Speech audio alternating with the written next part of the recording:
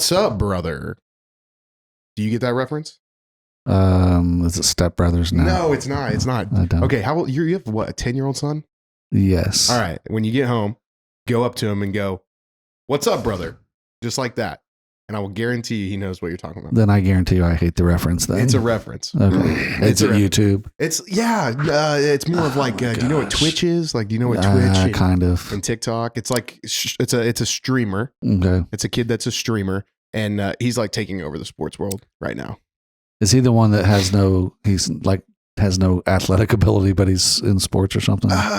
He played high school sports, but he looks What's like his name? Sketch.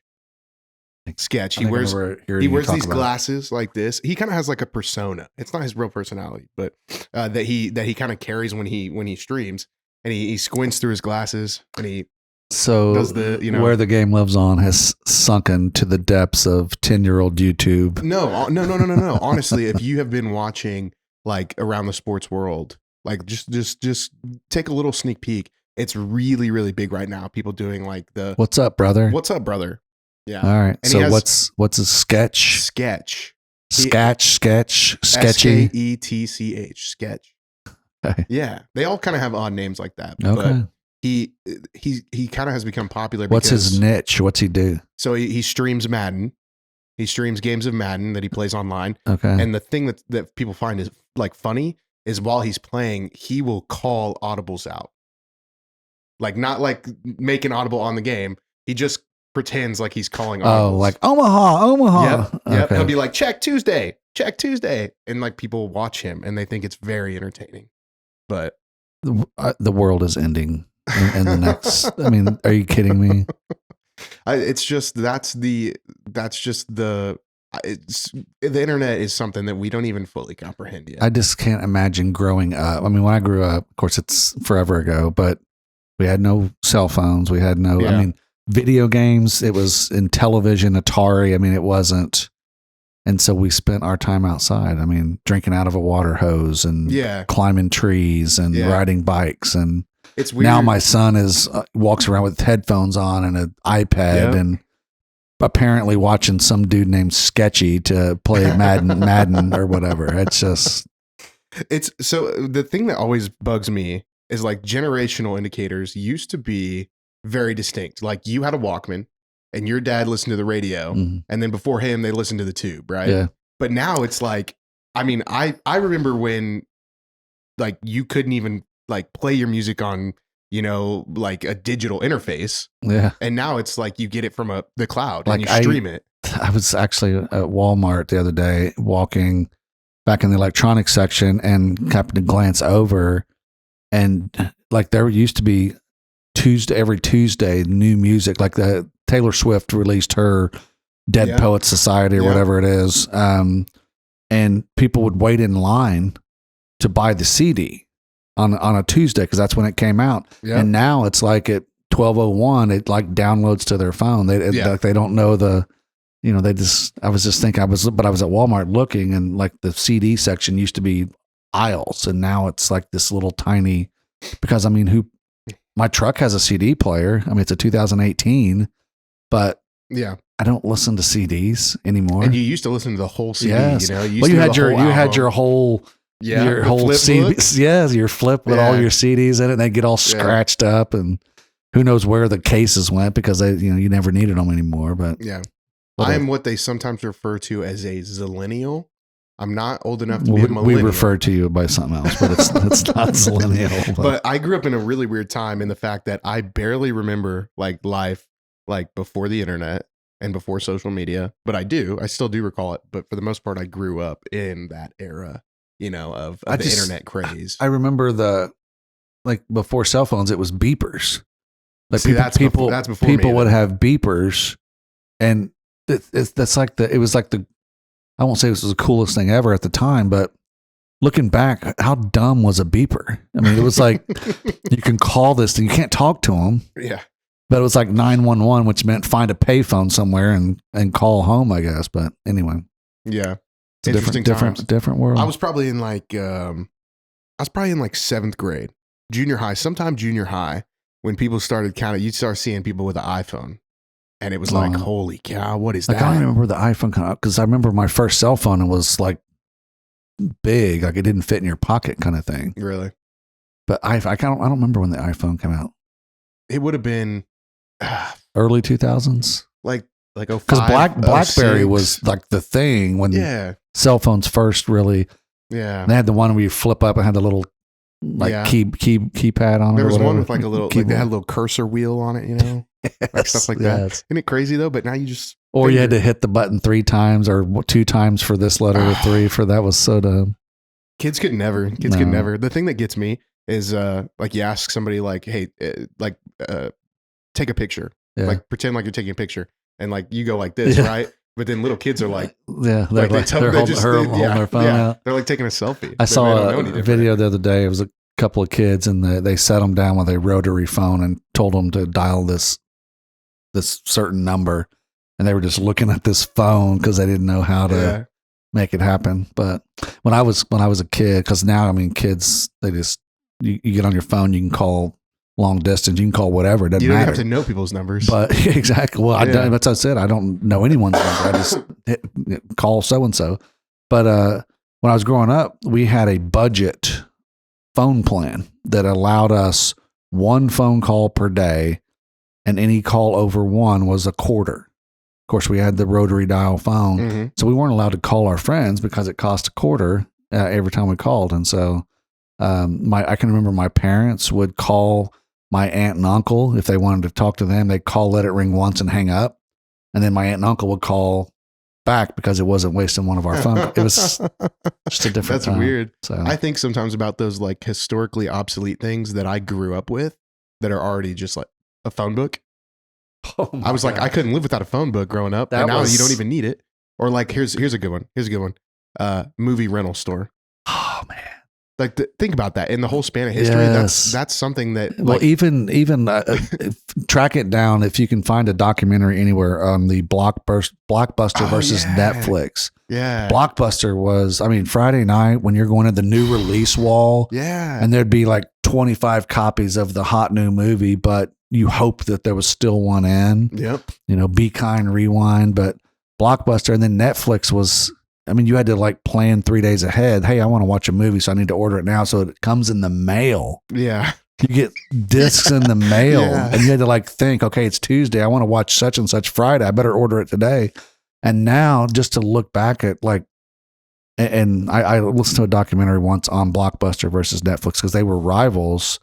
And like, when you think about what it used to be, like people never heard of Blockbuster now, but they made the wrong business decision, and Netflix, of course, went streaming, and here we are. They're they're it. But like growing up, like that was maybe the most nostalgic thing for me on a Friday night, like you said, is like going to the movie rental store, right? Oh my God, I've watched so many movies. I don't know about you. I don't even have anything in my house that I can play a DVD on, let alone a VHS. We do have, I actually still, because I used to collect movies. I loved movies. Really? And so I would, at one point I had a ton of VHS movies. I've gotten rid of those, but I still have a very, even pared down, I bet 2/3 of it have, been donated or sold or whatever at garage sales, but I've still got behind my TV, there's a little closet and there's shelves in there, and they're filled with DVDs. DVD collector. And I still have we still have a Blu-ray player, but I don't remember the last time we've watched anything on it. I mean, because everything, even if, and here's how lazy we've become is if we have the movie, if we have the Blu-ray or DVD player at the house or movie at the house, we will download it on Netflix or Amazon Prime or whatever, because it's just easier rather than getting up and and putting it in the player and setting the TV right on the right, setting. We've come a long way from having to rent the VHS player from the store whenever you get the VHS. I remember there was even in between VHS and DVDs, there was like laser discs. Oh, really? And they look like these giant vinyl albums. And that was supposed to be the next big thing, and it never took off. Yeah, but. No, apparently. Let's talk about some sports. How about that? Huh? Well, what about my Oh, man, you haven't been on in so long. I know. You haven't been on. There's so much that's happened. A week ago, so I guess it was 8 days ago, I got bit by a copperhead. So welcome to the Ozarks. So that was an interesting evening to say the least. So I've got 2 little fang marks on my. I kind of hope the fang marks stay forever so I can just see them. But anyway, act like you're Spider-Man. Yeah. No, I mean, don't share any more of the story than you want to share, but no, I mean, I live, for those that don't know, I live in basically the middle of a forest. For those of you that don't know, I am not an outdoorsy guy, so I'm not like a big hunter. So it's not like I'm just out hunting snakes, wrestling snakes. But we have, let's say that we have lots of reptiles, around the house. It's the Ozarks, it's the woods. So long story short, we have lots of black snakes, but we have them because I let them live, because apparently they kill copperheads and keep those away. So I've got kids, I've got a dog. How's that working for you? And so the other night I go outside, it's dark. And so we have a decorative plant on the porch that has like pre-lit lights, and it's plugged into a 6-way adapter. And so I was bending down to press the button on the adapter to turn the light off. And so I reached down, and the button was kind of tucked in behind this plant. So I pulled it out, and as I was reaching down to press the button, it felt like I got electric shock went all the way up my arm, all the way to the shoulder. And I jumped back, and I thought I'd been shocked. But as soon as I jumped back, I saw it was a baby copperhead laying there. It was about as long, slightly longer than a 6-way adapter. And so it was a baby. It was obvious. It was a copperhead. I knew what it was. So of course I go running in the house and gotta go to the hospital and all this stuff. My kids are freaking out. Everything, whatever. So 5 minutes later, my wife's like, "Well, did you kill it?" And I was like, "Oh, whoops!" And so I ran it back outside. It was still in the same spot, just laying there, ready to pounce. So anyway, spent about 6 hours in the emergency room and no antivenom. So I'm doing well. It's just. Yeah. It's swelled up really bad, but it's healed up. We're waiting for you to become like a superhero or something. Yeah, I'm hoping for like the Spider-Man, only Snake Man. I'm not sure what you just like powers. Slither. I guess you need me to roll across the ground or something. Snakes do eat a lot more than their bodies. Maybe that'll be my talent. I can just eat more than I should. You expand. Yeah. I tell you what, though, people, I saw him. I don't know if it was the day after or maybe 2 days after the incident. He came in, though, and his hand was it looks like whenever they put a fat suit on an actor, like it didn't. I had a friend human. A friend of mine, I sent him a picture, and he said I look like Andre the Giant.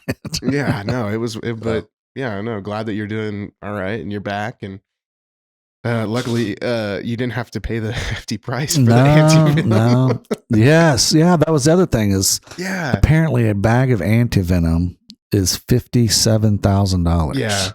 I could not believe it. I mean, we have decent insurance here at the Hall of Fame, but I wasn't trying to test it. Hey, the thing that got me is they tried to double dip you too. They said, now see, we don't have a bed for you. Yeah. So if you take it, we'll have to monitor you. So you got to pay for that. And then we're going to get you in an ambulance down to Springfield. Because I live in Bolivar and they didn't have a bed for me there. So they were going to have to, I was going to have to go to get admitted in Springfield and ride in an ambulance with my $57,000 bag of antivenom. So that was a few Tylenol and go to bed kind of night. So all is well. Here to tell the story. So that'll be a good story to tell. Like your. I'm thinking about, because I took a picture of the snakes. That's what you're supposed to do, I guess. But so I've got a picture. It's not the best photo ever, but it is. You can tell it's a copperhead, and you can tell it's got its head up, kind of ready to strike. Yeah. I'm going to print it. I'm going to put it in a frame and put it on my desk or behind my desk as a conversation starter. Let's go. Anyway. All right. So NFL draft coming up. Yes. We're finally around to some sports, but hey, we talk about whatever on this podcast. Let's just start here. Quarterback. No, seriously though. Caleb Williams, boom or bust? You got to pick one. Not Jamarcus Russell, but not. I don't think he's going to be. I think the Bears are going to be drafting another quarterback within 5 years. Really? Yeah.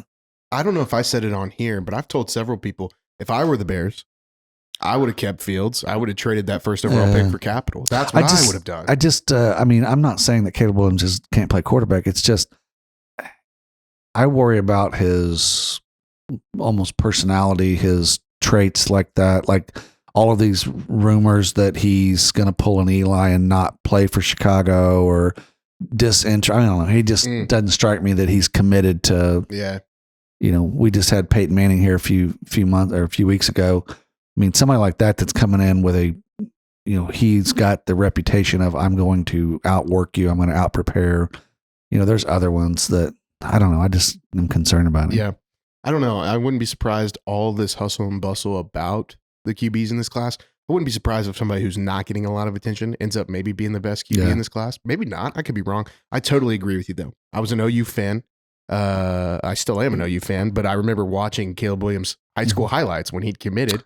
And we had Spencer Rattler at the time. Yeah. And I remember thinking, this kid's probably better. Which I saw something the other day. He was like, he was dogging. He was concerned about, I'm not going to start because Rattler was there. Yeah. And so then he transfers to USC to play for the coach who was not going to start him at Oklahoma. Well, no. So he was mad at Lincoln Riley his freshman year because he thought he was good enough to beat out Spencer Rattler. Okay. And remember at the time, you're talking about Heisman favorite, projected number 1 overall pick. Well, it doesn't end up happening. He gets benched after 6 games and Williams plays. Yeah. So then that's how Rattler left to go to South Carolina. So he was crying to Ryan Clark on his podcast about, that's what it was. I was the best player in the country. I should have been starting as a freshman. If you're the best player in the country, then USC should have been better than they were. So, and I think he has a lot of talent. I think that his NFL comp is probably like a prime Russell Wilson, but at the same time, do guys want to play with him? Mm-hmm. Do guys want to have him lead the helm? I mean, I'm not one to judge on stuff like this, but whenever you're crying to your parents on the sideline and you're a 20-year-old, grown man and you're painting your fingernails and you're complaining about going, to play for this team or whatever, it's just, I don't know. I don't know him, so I don't want to like go too crazy on his character and all that stuff because I don't know the guy. But if I'm spending that kind of money, I want someone who's committed, who I have no questions about. I mean, the draft. I mean, I'm thinking back. I mentioned Peyton Manning in 1998. He was the number 1 draft pick. Well, number 2, there was actually a legitimate conversation about who the Colts should take number 1, Peyton Manning or Ryan Leaf. Oof. Who's heard of Ryan Leaf? Oof. One of the biggest draft busts in history. Yeah. But there was a legitimate conversation of who the Colts should take. I mean, I was always take Peyton Manning, but there were people saying that Ryan Leaf was going to be a generational player. And, and then fast forward, and I could keep talking about Colts because that's what I'm familiar with. Another 1-2 battle, Andrew Luck, number 1, or Robert Griffin III, RG3.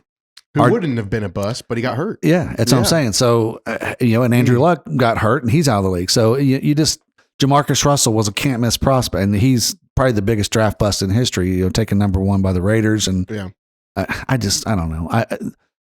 You've got, at one point, Drake May was supposed to be, it was Williams and May. And his stock is he's going down because I'm seeing now Jaden Daniels from LSU is shooting up the board. So is JJ McCarthy. Yeah. So it's like, I heard this week on ESPN, somebody thought there's a chance the Bears take McCarthy instead of Williams. That's not happening. Well, and that's what I said for months, right? It's Williams shoe in. And then week of draft, you're going to be like, they might take McCarthy. Is there any chance someone tomorrow night comes out of nowhere, trades up to number 1? I've pretty well seen the Bears they're not going to have it on their ledger that, that they didn't take. So the only way it would happen is like, if Washington says, I don't know about Daniels. I don't know about McCarthy. So I don't know about May. So they're like, hey, if you guys like Daniels, we'll give you, a number 1 next year and swap picks. So maybe, but I think the Bears have Caleb Williams on their roster already, honestly. How did the Bears get the draft number 1 every year? Didn't they draft number 1 last year too? It was a traded pick from Carolina. Okay. Yeah. Yeah, is what it was. They were 2 and was 4. That the DJ Moore trade from a couple years ago? Might have been. Huh. I should know that, but I don't. But we'll see. Man, I tell you what, I get so sick and tired of all the hype around the draft that goes on. And I get it. Football is king. But the bottom line is all these people watch all this film, and ESPN has guys on an NFL draft beat, and they make these mock boards. None of these people know how how guys' games are going to translate to the NFL. I remember one of the most scrutinized Kansas City Chiefs picks was when they traded up to get Pat Mahomes. This guy throws off platform. He relies on his arm strength too much. No accuracy downfield. I saw the worst, evaluation of him the other day. All the stuff that literally people are like, it's game defying, and he's a magician. And all they said during the draft was, this guy doesn't know how to set his feet. He can't throw inside the pocket. Well, he doesn't throw inside the pocket. Brock Purdy, Mr. Irrelevant. Yeah. I mean, he's played in the Super Bowl. He's led San Francisco to the NFC Championship, to a Super Bowl. I mean, it's I don't know. We'll see. Will you watch though? Will you watch on Thursday night? Watch. I will not watch it on TV. I did watch it last year because Colts had the number 4 pick. Yeah. I will not watch it, but I will follow closely online, Twitter or whatever. Man, I remember you not being happy about the AR, the Anthony. Well, I referred. I like him though. I kind of like him. At the time, I was wanting the Colts to take Will Levis, who eventually dropped all the way to the second round to Tennessee, which is a division rival. But he starts. But I was referring to Anthony Richardson as Scam Newton a year ago. So I've had to eat that because I have definitely come around. I think that obviously he was injured last year, but who was the rookie of the year last year? Do you know? Let me look. Oh, it was CJ Stroud, wasn't it? Yeah, of course. So he probably wouldn't have won it over CJ. No. But I think he would have been in the running at least if he would have continued to stay healthy. I mean, he was competing. I know. It's Colts are excited. Obviously, Houston, they had part of the draft of all drafts. They got CJ Stroud and Will Anderson? Anderson, yeah. I mean, that's a pretty solid little pull in the first 3 or 4 picks. So. And you probably haven't loved that. They've been busy in free agency. Yeah. Too. Oh, yeah. Yeah. Who was the Stephon Diggs? Mm-hmm. Oh my goodness. Houston they're all in. So they're gonna be able to like hang with people like the Chiefs. They're gonna be able to score with the Assuming that Stroud doesn't have any kind of soft, because he's got tape out there now, and obviously defensive coordinators make what they do for a reason. But CJ Stroud's legit, which I was impressed with him even more so than who was the number 1 pick? Bryce Young. Is that right? Yeah. And he was the Caleb Williams last year. Bryce Young's number 1, and these other guys are. Yeah. And I was never. I don't know. See, I would love to have gotten CJ Stroud, but I knew that the Colts weren't getting him because they were drafting too far. Well, I mean, and if you go to Carolina, that's where QB's careers go to die right now. I mean, they've just been bad for several years. And hey, I mean, everybody that listens to this podcast knows I'm a Baker Mayfield fan. Yeah. But they cried and cried and cried about him not being able to win with them, and then they get the number 1 overall pick. They still ain't win. You know what I mean? Like, it wasn't Baker. Yeah, I mean. So do the Chiefs? What are they? I broke it down. They've got to get some help in the receiver, don't they? Yeah, I broke it down pretty heavily a couple episodes ago. If you want to listen to it, I can't remember which one it was off the top of my head. I think it's called Solo, Riding Solo. Go listen to that episode. But I think everybody wants them to take a receiver first round. I don't think they will. Mm-hmm. It's not very like the Chiefs to do so. Their characteristics are take big men early, take defensive guys early, and then you go get skills. They take these guys that are unheard of. Like they're not talked about a lot. They get like Isaiah Pacheco in the 6th round. So I think, and I could be proven wrong, right? I absolutely could. They could take a receiver first round. I named off a few guys. I don't think I have them on my rundown anymore.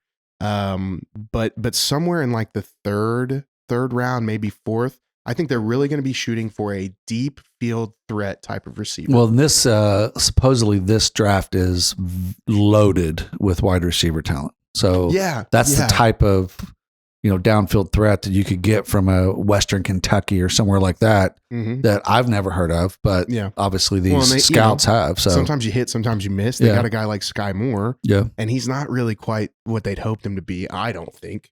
He's still young, but I think more than anything, I think they'll take an offensive lineman in the first round. I do, because if you got the best quarterback in the game, you want to keep him upright more than anything. So we'll see. we'll switch gears real quick. We got a few minutes left here. I wanted to talk about this last week, and we didn't get to it. But did you see Jackson Cantwell?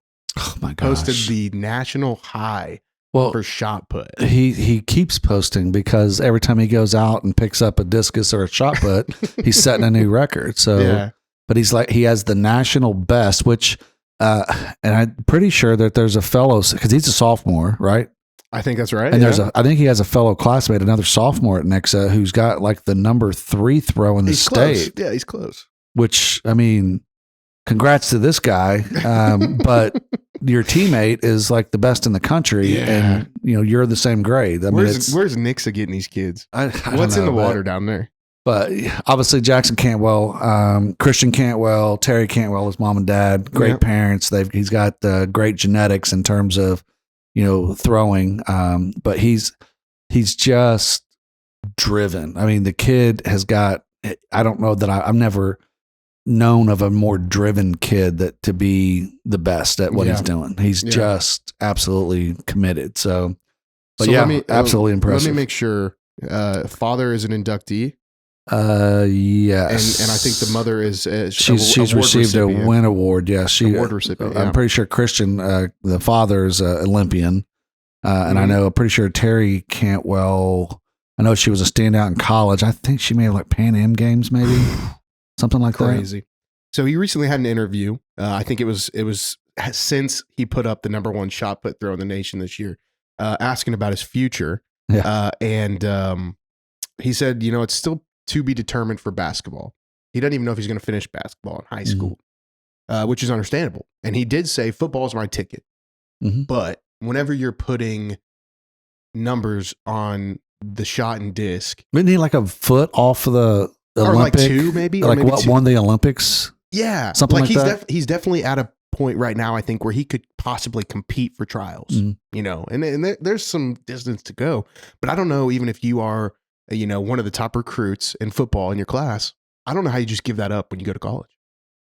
Well, I mean, it's not unheard of for an elite, Division I football talent to also compete in track and field. I mean, obviously, any college sport these days is kind of a year-round, and for that matter, a lot of high school sports are year-round now. But I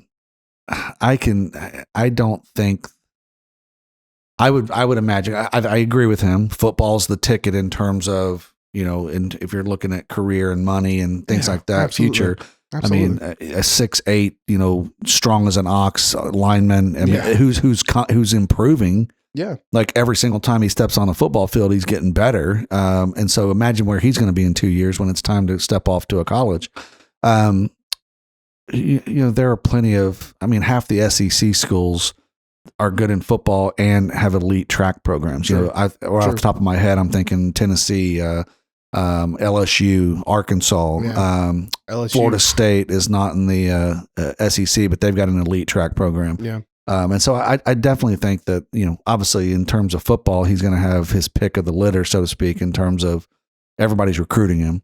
But I think that if he wants to do both, I do think it's possible. Now, obviously, you got spring practice, and I think that's just something that gets worked out. But gosh, what a bright future, though. Yeah. Hey, I'm going to, here in 2 years, I've already got my pick of the litter for what college I'm going to go play college football at. And I'd like to go to the pros. And if that doesn't work out, I think my fallback is just going to be I'm going to try the Olympics.